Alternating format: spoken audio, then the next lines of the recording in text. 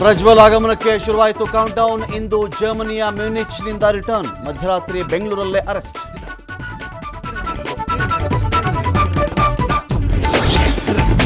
ಪ್ರಜ್ವಲ್ ರೇವಣ್ಣ ವಿರುದ್ಧ ಸಿಡಿದೆದ್ದ ನಾರಿಮಣಿಯರು. ಹಾಸನದಲ್ಲಿ ಮಹಿಳೆಯರಿಂದ ಪ್ರತಿಭಟನೆ. ಕೂಡಲೇ ಅರೆಸ್ಟ್ ಮಾಡಬೇಕು ಅಂತ ಒತ್ತಾಯ.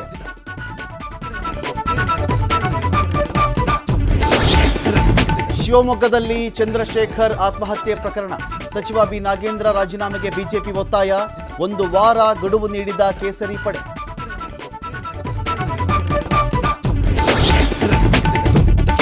ಸಿನಿಮಾ ಬರೋವರೆಗೂ ಗಾಂಧಿ ಬಗ್ಗೆ ಜಗತ್ತಿಗೆ ಗೊತ್ತಿರಲಿಲ್ಲ. ಖಾಸಗಿ ಚಾನೆಲ್ಗೆ ಪ್ರಧಾನಿ ಪ್ರತಿಕ್ರಿಯೆ.